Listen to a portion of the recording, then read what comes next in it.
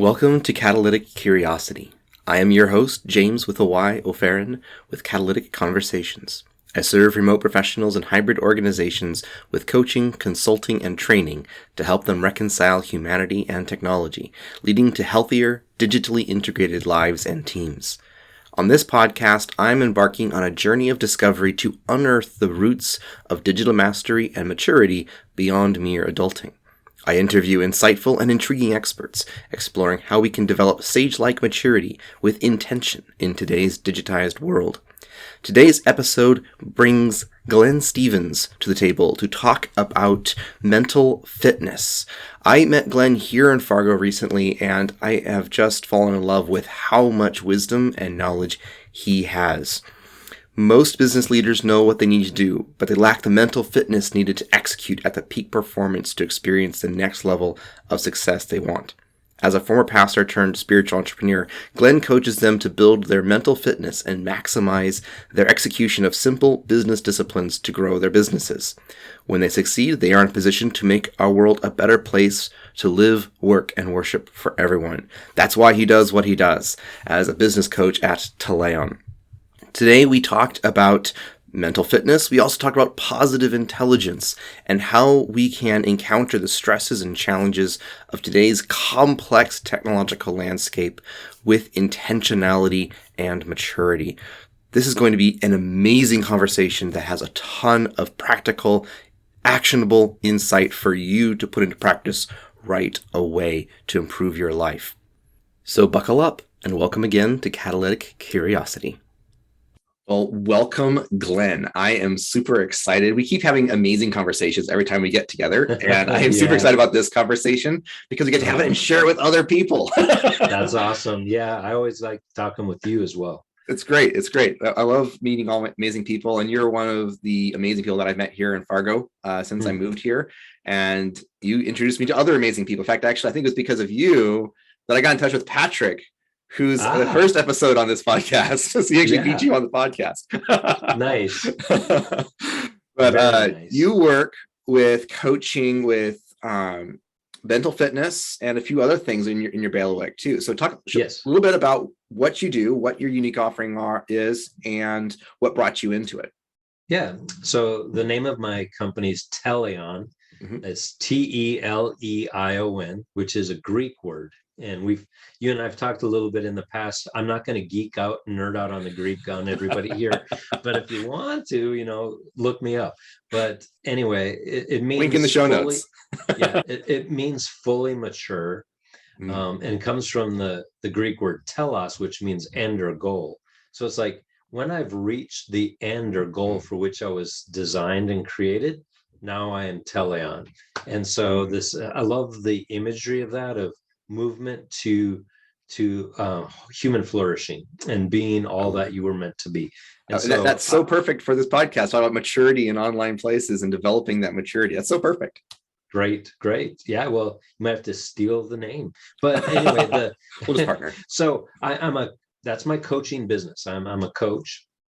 I'm a former pastor turned spiritual entrepreneur about 2 years ago, and my entrepreneurial efforts have been in building a coaching business. And I think of it as a three-legged stool.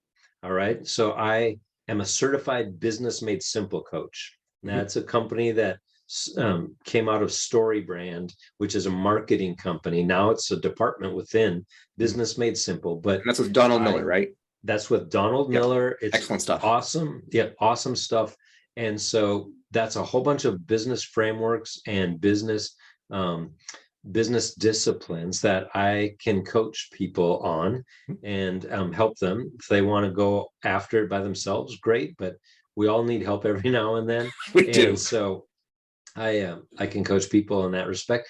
I'm also in the process of getting certified with positive intelligence, which is the mental fitness side of things. We're going to be talking about that today. Absolutely. So I've got one stool that's business, another stool that's mental fitness. And here's one of the real interesting things about lots of business leaders know what they need to do and what they want to do. And they've even started trying to do things, but their mental fitness isn't strong enough yet to handle all of the challenges required to execute. And so I feel like those two are both important. Absolutely. I may need know-how, I may need mental fitness, I may need both. So I bring both of those. And then my background in the spiritual world, I also have a third stool, which is sort of like this biblical pastoral wisdom I love that. that I bring. And all three of those legs are under coaching. So I coach people. I kind of start where they're at and where do they want to start in mental fitness, in business, in making some money, lots of times, and even marketing. That's often where people want to start because they're not experiencing what they want yet. And then some people want to talk about, how do I honor God as a business person? And can you help me with that? It's a huge question. So yeah, I can do all three of those, and it's really where the person's at and what they want. I love that. And that's one thing I love about coaching personally as well, is that it's all about that relationship between you and the client and discovering something of value out of that. And it's not always a cookie cutter replacement type thing. You have your patterns, you have your systems, you have the value that you're adding there, but it's always customized to that client. And I love that. Yeah. So that's what I do a majority of my week, and really enjoy it, really like it. I've met some incredible people in the last couple of years. I'm learning a lot too. As an entrepreneur, you're always learning. Oh my goodness. I think as a human being, you're always learning. We should anyway. You should be, yeah. That's part of maturity. So I get to, when you put yourself outside of your normal comfort zone, that just sort of accelerates the learning, I think. And that's, I've been in that kind of a situation the last 2 years. Absolutely. That's awesome. Yeah. And you mentioned putting yourself outside of your comfort zone, and that's putting like stress on yourself. That's putting like when you go out and exercising. And that ties back into what we initially want to bring this podcast up on, was mental fitness and how strengthening our mental fitness increases our capacity to handle all the challenges that we're facing in our ridiculously technologically complex world. Because we're outside of our comfort zones. I mean, if you look at just the span of human history, right? Humanity's comfort zone has been stretched a lot in these last few hundred years with all the technology. And we're still trying to figure it out. Like, how do we be human online? What does that look like? And mental fitness is a big part of that. Yeah, it really, I think it is. And so it's drastic change, right? Huge change about just huge changes in how we just communicate with each other that have happened. Really, you talk about the last 200 years, yes, but think about even just the last 15 or 20. It's really crazy. I have a 25-year-old son, and at dinner last night, we were talking about the fact that before he was born, just a year before he was born, my wife was working somewhere where they had just gotten intra-office email. So there wasn't email outside, but they could send emails to each other in their office. And she had a guy in her business that she worked with. He was always talking about the World Wide Web. That's what he called it. Wasn't the internet? It was the World Wide Web, and that was going to change the world. It was going to change everything. And so that's not very long ago. I read books and there aren't actually, I love reading classics, and then I'll read, more modern books, and this isn't as modern as I thought it was, because, I was email in quotation marks and, the World Wide Web in quotation, this is a new jargony type term. And now it's just part of our common vernacular. That's right. So mental fitness is the capacity, like you said, to be able to meet the challenges that are in front of us. Whatever they are. Whatever they are, and you will be able to meet the level of challenge to the degree your mental fitness is there.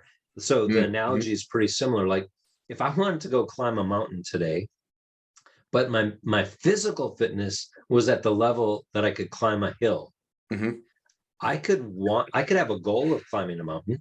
I could want to climb a mountain very badly. Like, I could passionately desire it, right? I could read books about it. I could, all that stuff. But if I don't physically train to get stronger physically, I'll never climb a mountain. That growth focus. And if I get forced to climb a mountain, I'm in a bad place because my physical fitness isn't ready to meet the challenge. So sometimes in our technologically, like I feel this, I'm an old guy compared to lots of people. So some of the new technology that comes at me just to do business, right, Mm-hmm. feels overwhelming at times. Like I don't know where to start. And people Mm-hmm. tell you to start on step 3, assuming you know step 1 and 2. Right. But I don't know step 1 and 2. Oh my Somebody goodness. please tell me step 1 and 2, because then I can jump with you at step 3. But you're assuming things, right? So that causes stress Yeah. and frustration and all that kind of stuff. Um, and so if my mental fitness Mm-hmm. isn't at a level to handle that kind of frustration, I'm I'm not going to be in business very long, or I'm going to Yeah. have to do business without technology, Mm-hmm. which is not probably going to happen. Not Or gonna happen. I have to hire somebody who knows how to do that. But I'm a solopreneur right now, and I don't see that happening anytime soon. So would you say that if you encounter stress, whether it's Mm-hmm. a new technology or a business Yes. challenge or something like that, Mm-hmm. and you don't have the mental fitness to be able Right. to encounter that level of stress, the result would be trauma. Yeah. Yeah.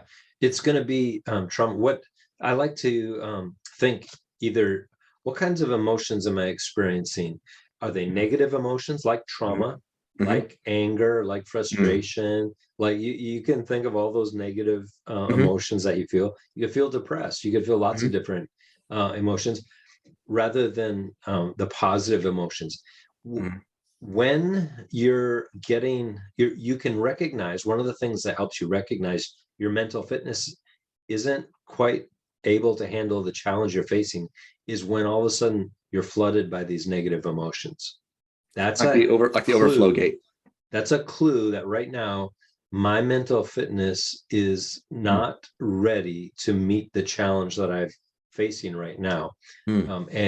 And then I get to do something about that or not do something about that. Right. So it's an opportunity for learning and growth. It's an opportunity at that Yeah. point. Yeah. Cool. All right, so let's look at some of the specific technological challenges that we face that we need to use mental fitness to encounter. So Yeah. we talked briefly in the pre-show about how technology is designed right now in not so helpful ways. Sometimes. Yeah. Sometimes, not Yeah. always, Well, but sometimes. who designs these things and what's their end game? As a web Often. developer Yeah. or Yeah. an ex-web developer, we Yeah. get paid in order to develop a website, so that the person who has a website will get paid through some Yes. means or other, That's which right. we translate that as engagement time, Yes. which in mental health terms, that's addictiveness. Yeah. Well, I mean, they're behind mental fitness. It's the happy synergy of the best learning in neuroscience, Mm-hmm. performance science, positive psychology, and cognitive behavioral psychology. Mm-hmm. So you think about the cutting edge learning in all three of those right now, and Mm-hmm. where they come together. That's what I'm talking about with mental fitness. Mm-hmm. And so that um, neuro neurophysiology has huge impacts on how we interact, behave. With everything. And so people who design, like I'm going to design technology because it's a way to, somehow somebody is behind it to try to make money, Right. and they want to make as much money as they possibly can. And so if I can create something that's addictive Mm-hmm. to you, you're going to use it more often, so I make more money. Mm-hmm. So there's this two-edged sword, right? Right. Of leaning into the neuroscience and all of that, and behavioral science and psychology, human psychology, to you work with that to Uh-huh. promote sales. And at the same time, you can create dependencies that aren't healthy.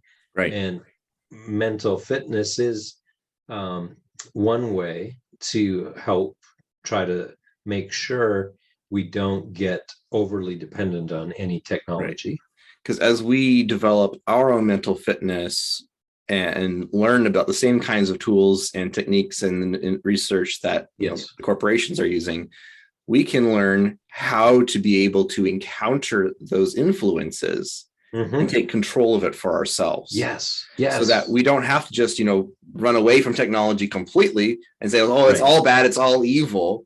Right. We can either, contribute, as I try to, contribute technology that will be, more helpful for humanity. Yeah. Or engage with it in a way that's more helpful for us and for the people around us at the same time. Yes. Yep. Exactly. Very good. I like how you put that. Awesome. And yeah, we could just throw out the baby with the bathwater is the phrase, right? Like I'm just gonna do life without technology. Some people are trying to do that, right? They go off the grid and they just go live in the mountains and whatever.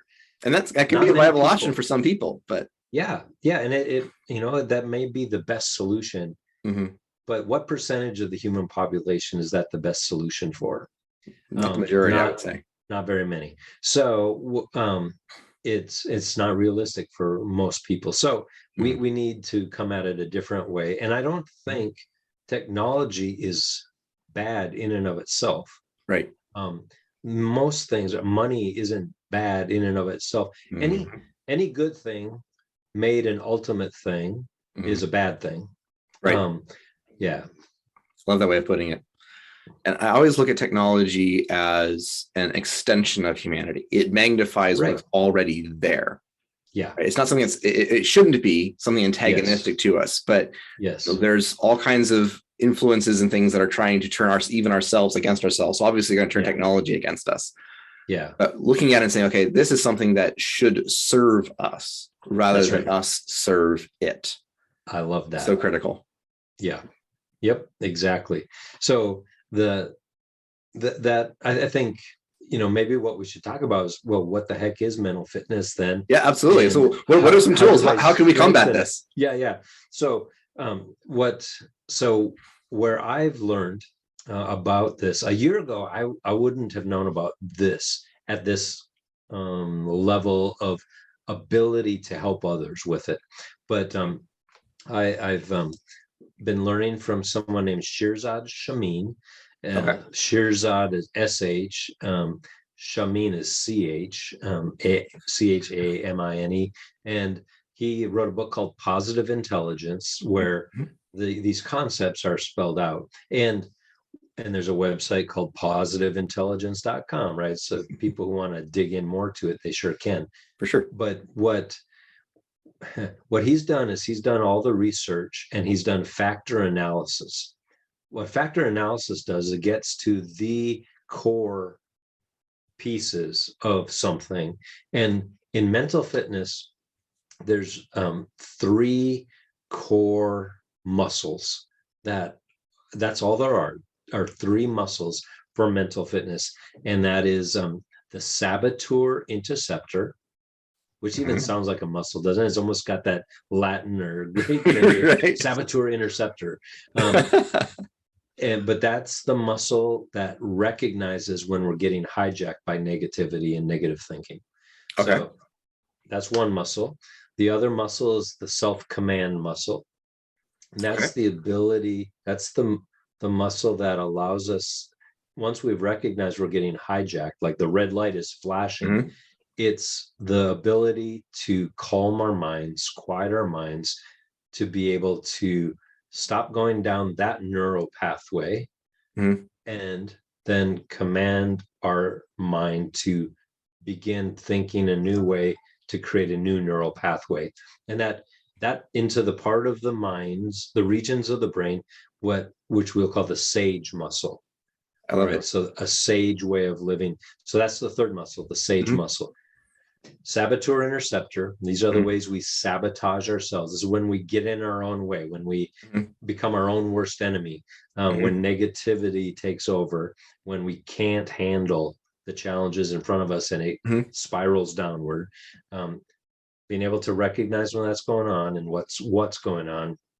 Self-command muscle, the ability to quiet our brains and shut that part of the brain off, the survival part of the brain, and heat up and activate thrive parts of the brain, which we'll call the sage muscle. So you just like the first one, the saboteur and receptor is kind of like awareness, where you're able to perceive and discern when things are going awry. Right. So it's like an alertness.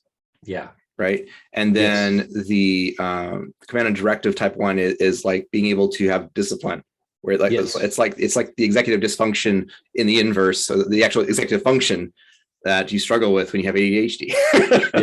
Is being able to focus and choose, I'm going to do this instead of this. Yes. Right. Yes. So tell me a bit more about the sage. Like, what is that? That's like getting on the right path and then positively acting in the right direction. What does that look like?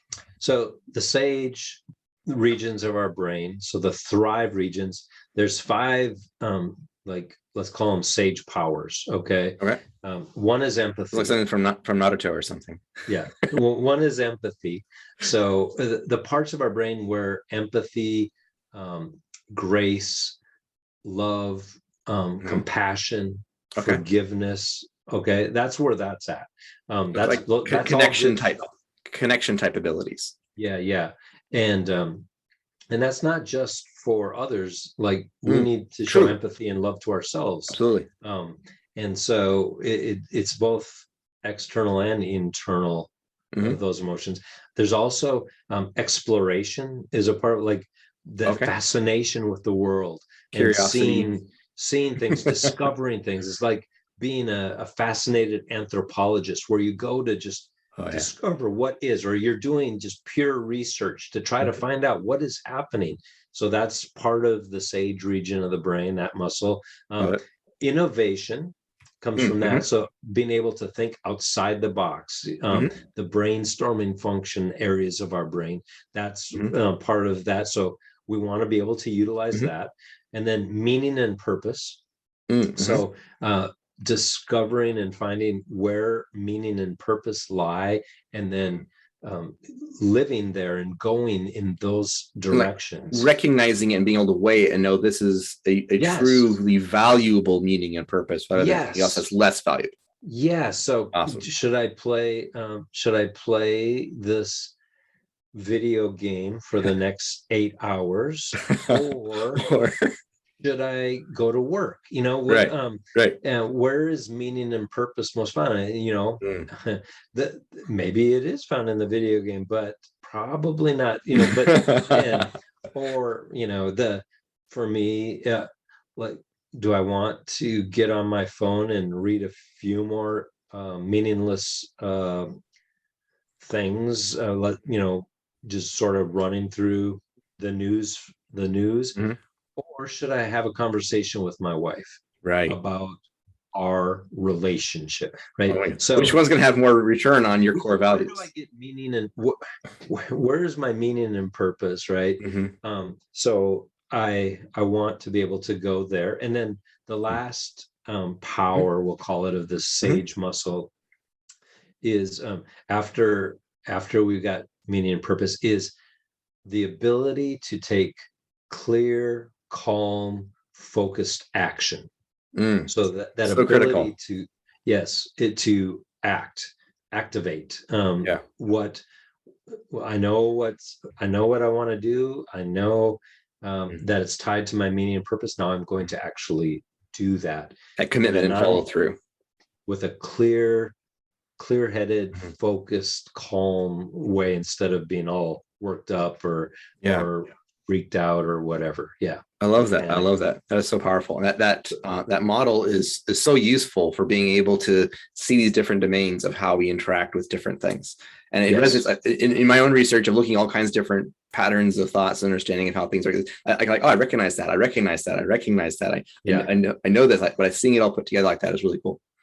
They kind of build on themselves, and they're all tied to love. So the saboteurs, like, you could say there's 2 primal forces in the world, and they're fear and love. And when we're afraid of missing out, or a fear of rejection, or a fear of failure, or a fear of, there's all kinds of fears.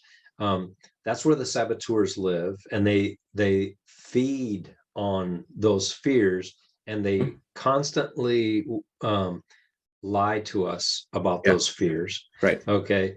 On the other side is love. And so love, empathy, would be love of self and others. And I would Mhm. include God in that. Yep. And then exploration is the love of learning. Mhm.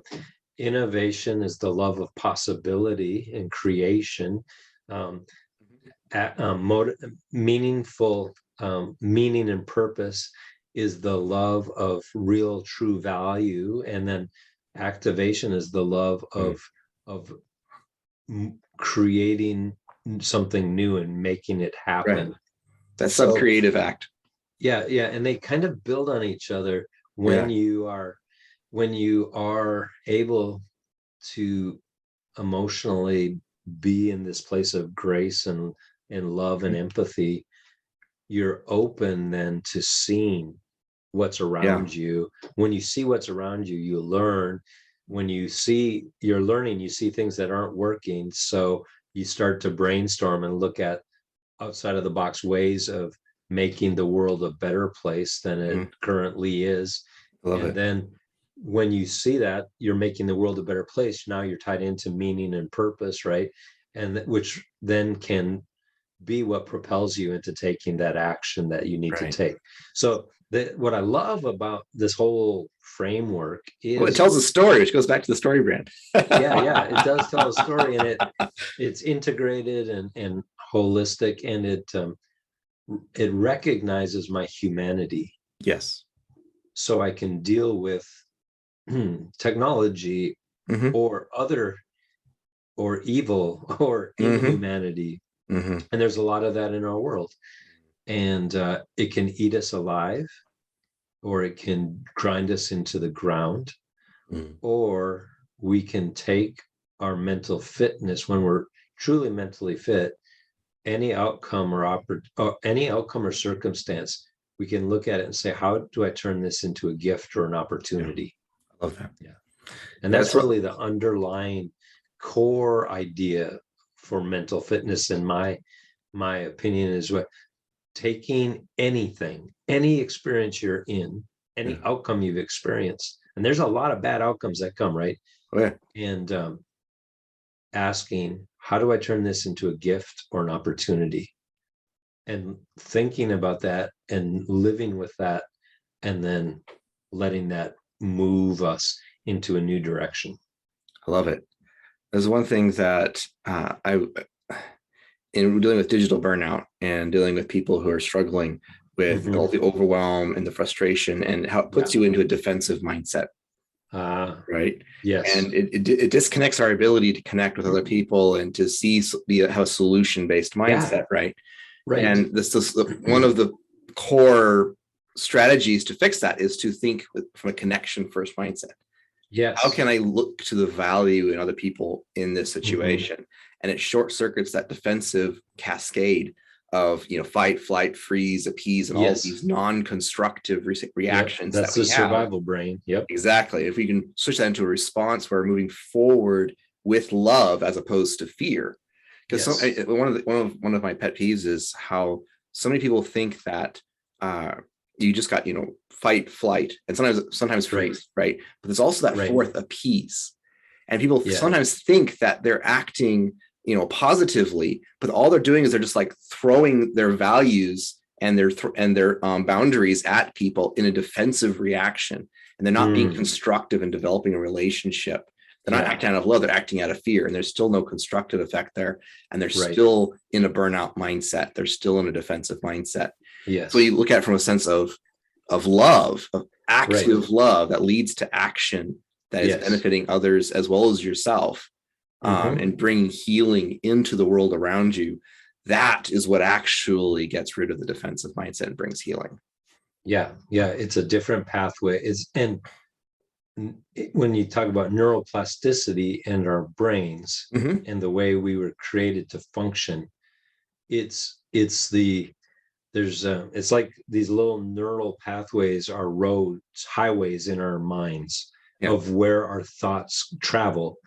Mm-hmm. And and if you've paved the highway Mm-hmm. into defensiveness, I mean, the knee-jerk reaction then Oh is yeah. going to be that, and fear. Every And time.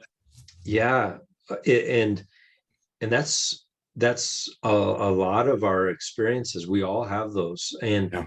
and so it's not easy to stop Mhm. going down that neural pathway because it's so Yeah. normal. Right. It's become normatized, and then the saboteur aspect of things tries to justify that Mhm. in our thinking.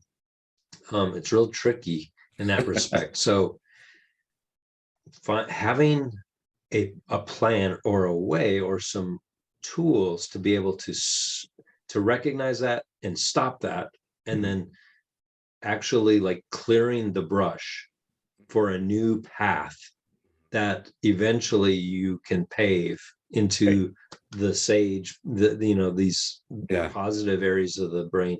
um that's that's why I like the idea of mental fitness. It's like, Mm. if I'm going to be physically fit, I Yeah. need to develop some habits for a lifetime. It's a way of Yeah. living to Right. maintain physical fitness. It's a better It's not analogy a than just taking a pill or something like that. Yes, I can't take a pill, and I can't go like There's an app for go that. work out for a week and Oh my assume I goodness, might no. be. Yeah, it's a or go on, some binge fad thing. Mhm. It's a lifestyle, Yeah. developing a lifestyle. And Mhm. the things that win out over the long haul in my experience looking at things are when things become part of a lifestyle rather Mhm. than just an experience or event or whatever. So experiences and events aren't bad. They're catalytic launching pads Yeah. sometimes for lifestyle development and If mental you choose to fitness. make them so. Yes, you have to Yeah. choose to make them so. And that's where, again, mental fitness comes in. Right. um, Willpower hits its limit at the limit of our current mental fitness. Mm-hmm. So Yeah. if I'm going to make it so by willpower, I can do that only to this level. If Yeah. I want, so if I want to go to this level, then I got to build my mental fitness to this level to be able to utilize my So willpower at you that you would level. invest your willpower into developing your mental fitness further so that you can't then get over that Yes. threshold. Yes. Now you've got the flywheel working in Right. your favor. So what are some exercises that specifically help develop these Yes. challenges online? Because we go online, like let's say on Facebook, right? And there's Yeah. all the toxicity flying everywhere. Everyone's constantly in a defensive default position, right? And they're Mm-hmm. just reacting every which direction, and people Yeah. just scroll by, avoiding Yeah. all of the carnage. But that they're also making themselves more lonely by doing that, because there's all kinds of problems with that as well. What are some Right. exercises that Yeah. can, like some practical examples that our listeners can use to help exercise these muscles and develop their mental fitness online? Yeah. Okay. So again, it'd be it's sort of like, okay, physical fitness, mental Yeah. fitness, right? Okay. Well, if I want to get physically fit, I should go for a walk, or I should do some push-ups, or I Right. should lift some dumbbells. Like, what are the equivalents of that for mental fitness? Precisely. And everybody knows if you do 10 push-ups today, it's not like you're gonna be able to handle the world tomorrow, right? I'm Right. not. So again, I just want to stress the importance of creating a habitual lifestyle of intentional Consistency is more investment. important than anything else. Yeah, yeah. So what you really want to do to quiet when you're feeling hijacked by negativity. Mm-hmm. So I'm online, somebody says something in a chat, or they post something that just gets me boiled, right? Mm-hmm. I am really upset. How dare I they say might. that? How dare they be so wrong? Yeah. Here's the cool, so neuroscience again. We have mirror neurons Mm-hmm. in our brain. Glad you brought this up. So we match what we find, unless we have the mental fitness to Short start a circuit. new way. Yeah, to close the Yeah. circuit and open a new circuit, right? Mm-hmm. So and maybe I'm not in person with you, so it's a chat online. Now I'm even less. There's less just human relational resistance, right, to me saying something cruel or defensive or mean they're to you. dehumanized by default. Yeah. So I'm at greater risk. Let's put it that way. I'm at Yeah. greater risk Yeah, that's a good way of putting it. to do damage to another person. And I don't want people damaging me. Like, that's why I'm so mad that this person said Right. something that I don't agree with, right? Or maybe I posted something and they respond with some just horrible thing. Like, now my feelings are hurt. Like, do I want to impose that on somebody else? Well, with our the way our brains kind of work is we will often match that, and then the saboteur parts of our brain. So there's in factor analysis there are 10 saboteurs, and only 10. So, and I don't want to, like, there's 10 that's listing a whole bunch. Maybe we can post something in the notes, right? I'll put a link into his site. I think he has some details on his site. It's right? all there. Cool. Yeah, I'll put a link to his site there. You can take a saboteur assessment for free to find out what your top accomplice saboteurs are. But my saboteurs will engage and pull out your saboteurs. And all of a sudden, now we've got the saboteur interaction going on, which is negative. Right. So they're working together to tear both of us down. Yes. The other cool part of it is if we utilize our sage muscle, the sage part of me will pull out the sage part of you. And we can have a very productive and helpful discussion. So the first thing is, like, just noticing you're getting triggered, noticing you're getting hijacked by negativity and negative emotions. There's your warning light on the dashboard. Okay. Now, what do I do at that moment? You need to quiet that part of your brain. Like, if you want to think like a neuroscientist, that in your brain is hooked up to all these little electrodes and things like that, so they can see a picture of your brain. The parts of your brain that are negative are going off. The lights are flashing. What you want to do is calm those lights down, and then start turning on the lights in the other parts of regions of the brain where the sage part of me lives. So and taking a step back like that in the moment is actually really helpful. Yes, because you're thinking on a meta level. You're thinking about thinking. You're looking at your thoughts at a distance, and you can evaluate them and judge them and deal with them appropriately. Yeah. So, like, back in the day when I was a kid, they'd say, bite your tongue. Like, so before you say something mean, like, just pause for a second. You want to say something mean, bite your tongue. Well, maybe today we need to say, bite your thumb, right? So before you're typing on your phone, with your thumb. I love it. Your thumb. That's original with me right now. I've never heard anybody say that or whatever. The only antecedent I can think to that is in Shakespeare, and biting your thumb at somebody is a grievous insult, and I think somebody got stabbed for it so maybe not on a video chat in case they might be a Shakespearean expert, but otherwise. Well, for that 0.0004% of the population, I'm sorry. But for the rest of us, maybe we could use this, like, bite your thumb, before you just whip out that text. I love it. And so, that pause. And then here's what you want to do is find ways to move out of your thinking brain into your sensory experience. Yes. So, okay, if you're not in the room with them, try closing your eyes and noticing what is your body doing right now. Are you all tensed up? Are your physical somatic awareness? The physical somatic. So the best way to calm your brain down when you're getting hijacked, this is where the self-command kicks in, is to do sensory perceptive exercises.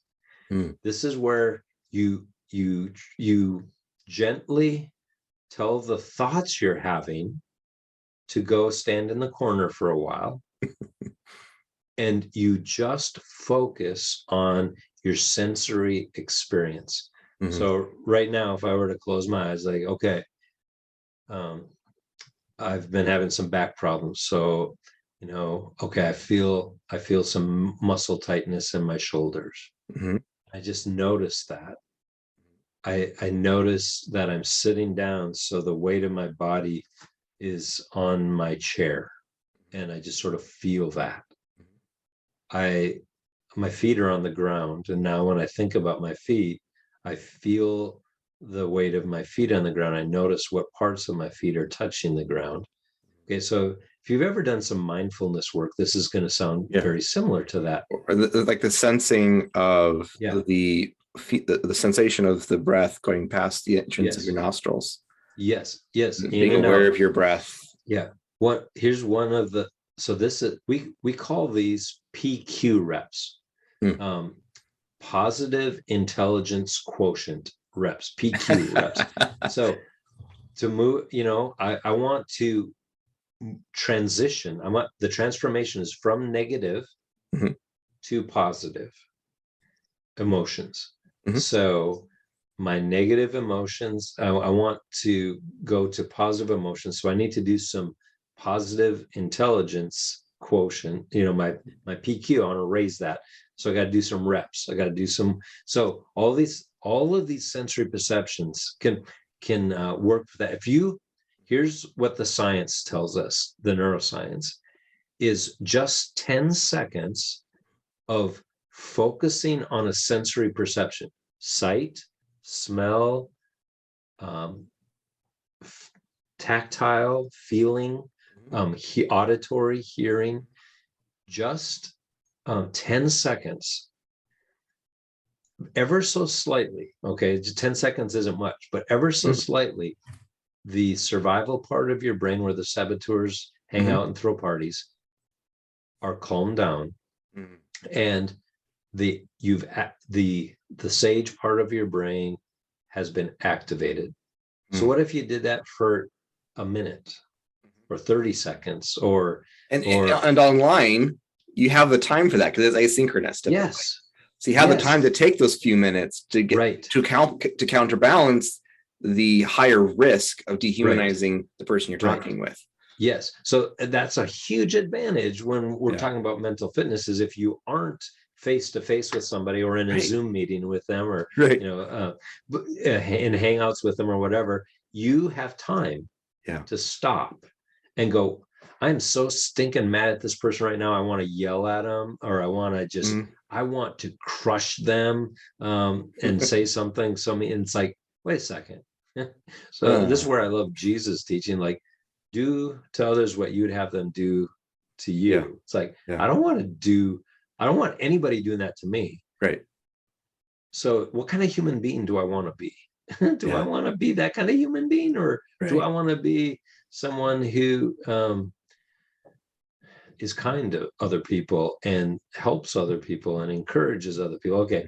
So you figure that out. You say, I want to do that. So then what you want to do is then just focus for a while on sensory perception. And this, you will have thoughts bombarding you, especially if you're riled up, especially if you think up, right?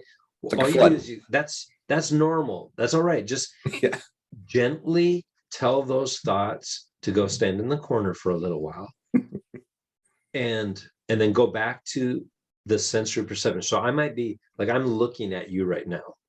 So we can actually be in person, and I can just, like, for maybe 20 seconds, stop and visually notice, what do I see that I hadn't seen before?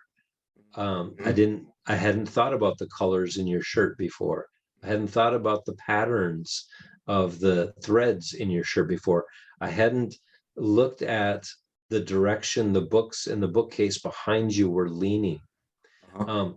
But as I do that, the neuroplasticity, the neuroscience is actually working.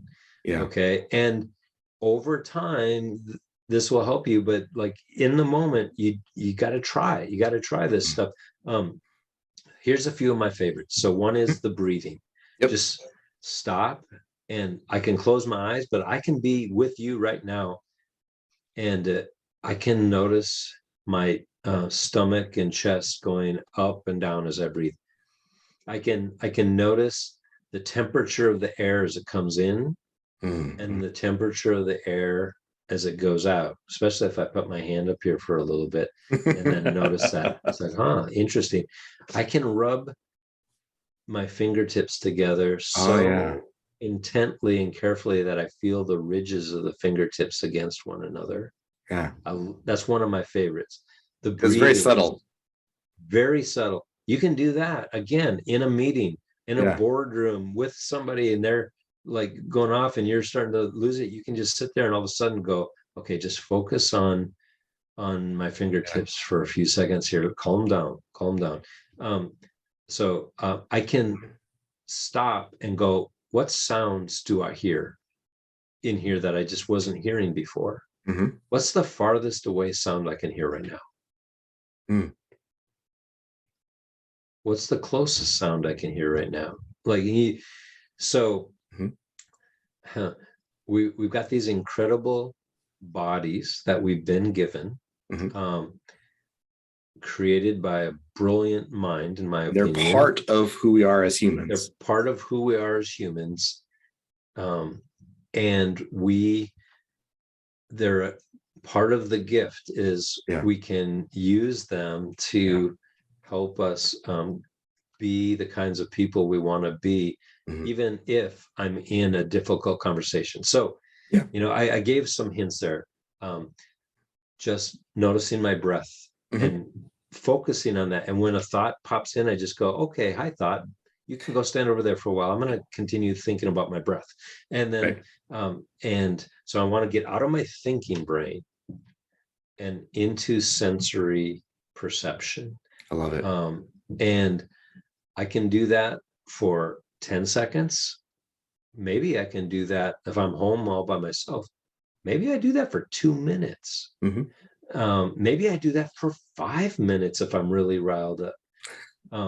Now I'm in a different spot to be able. So, if you go to a counselor and you're having a fight with somebody, and lots of people are saying bad things to each other, often they'll say, why don't you go into another room, calm down for a little bit, and then come back and have the conversation? That's actually a mental fitness way of Yeah, thinking it about is. how to And it handle works. it. And it And works. what I love about this so much as we're wrapping out here is Yeah. how when we're online in the digital world, as you mentioned, we're dehumanized because there's so much less of what makes us human available for us to encounter the other person with. Yes. Because you're just seeing a bit of text. You're not seeing their face, their expression. Yeah. You don't know their Yes. life. You don't know what their emotional state at the moment. There's so much you don't know. So much we don't know, so much we can't interact with. And so the answer so much to being able to deal with them in a true humane way Yeah. is to anchor ourselves into what makes us most fully human into our bodies. Right. And becoming aware of that and bringing more of our own bodily awareness into the equation to compensate. Yeah. That's right. I love that. And then, so like in the sage brain, somebody in some text said something. I can put meaning into what's behind those words and assume or assign blame, guilt, all kinds of stuff to that person. And I have no clue. Right. I have no clue. All I have are words on a text. I got images there that I'm seeing. I do not know what's behind that. Right. If my saboteur is going to tell me that person's a jerk and they say jerky things, therefore they're a jerk and they said this in a jerky thing and I'm mad at them. Right. If I calm down and go like, wait a second, that's a saboteur there. That's getting me all negative.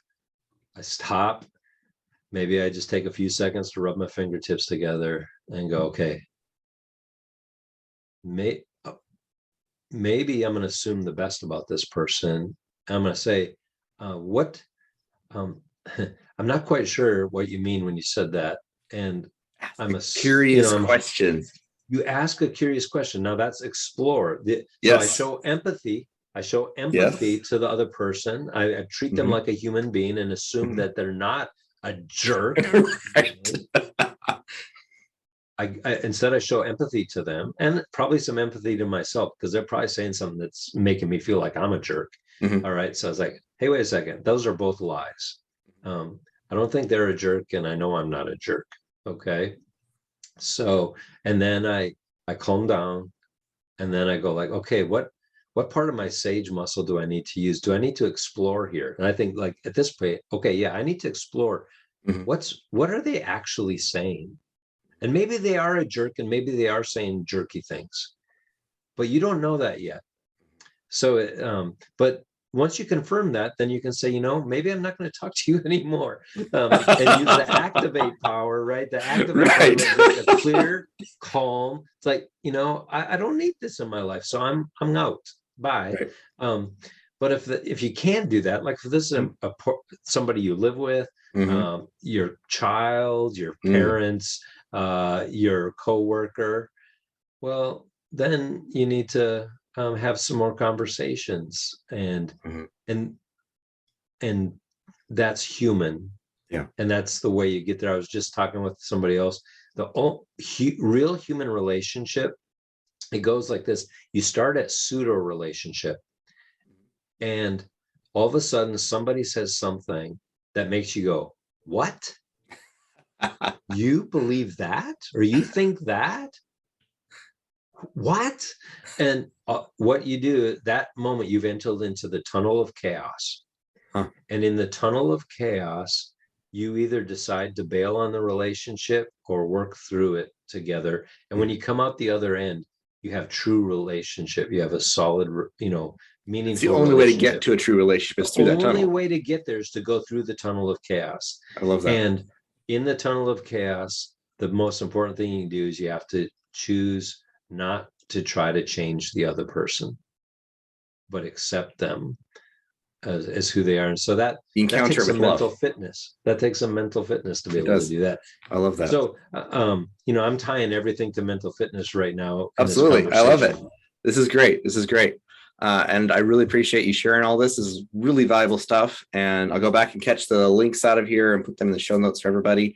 But thank you again so much for joining me on this podcast. I'm sure that I'll be circling back and we'll probably do a bunch more episodes on more relevant topics, because we have a large bucket of relevant topics that can be of value to people. So thank you again so much. Lots of fun. Hey, thanks for having me. My pleasure. My pleasure. Thank you so much. You're welcome. Thank you so much for joining us. I hope you had your curiosity sparked to explore these subjects with greater awareness, or gained a valuable insight along the way. Take a look at the show notes for links for Teleion, for positive intelligence, and more. Leave reviews wherever you can, and make sure to join the conversation on my Discord. Remember, community is the catalyst that drives lasting transformation. I'll see you in the next episode of Catalytic Curiosity.